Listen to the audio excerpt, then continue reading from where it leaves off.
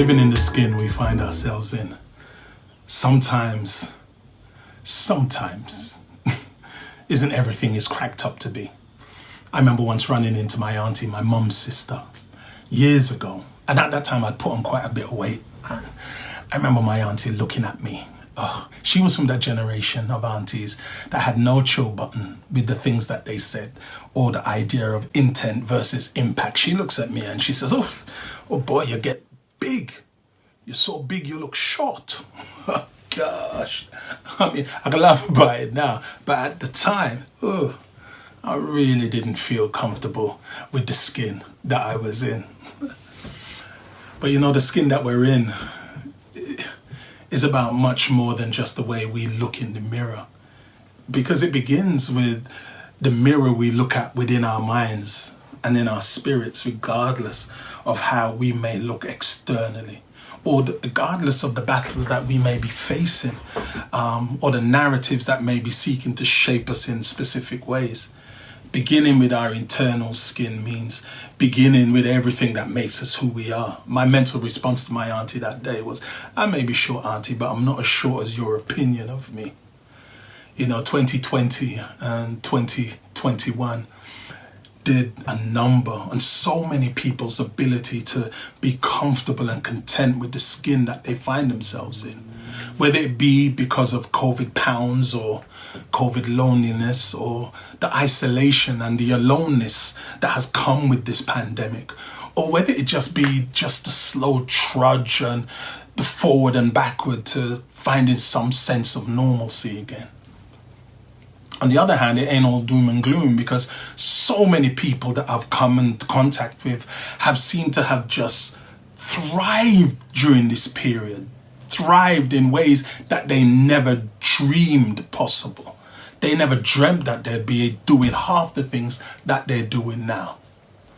Listen, whichever sense of identity the skin that you're in has created for you, let me share 4 ways to engage and renew the mental skin that you find yourself in. Number 1, don't be afraid to self-critique.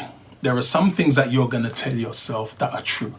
And then there are some things you're going to tell yourself that are just ridiculous. And you have to learn to know the difference between the two and sit comfortably in that space. Number 2, be aware of the values and the virtues that make you who you are. Then be aware of the forces and the situations that may come to deplete and devalue that. Number 3, develop the discipline of encouraging yourself independent of external validation.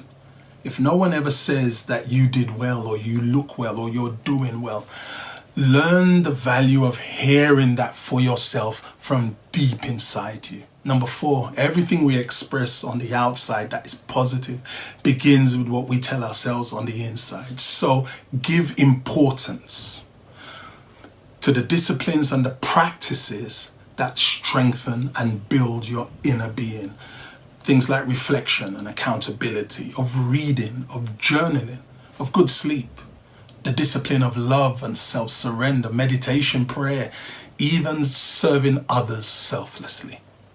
Okay, now let's do the work.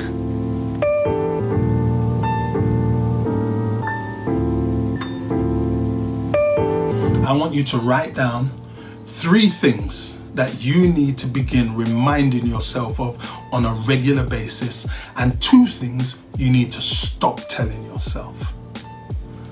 Number 2, I want you to think of which regular reflective practice you need to adopt in 2022, be it rest or meditation or journaling or, getting involved in serving others, and then steadily begin to build that into your daily lived experience. And then number 3, I want you to write down the name of the person that you're going to share this commitment with.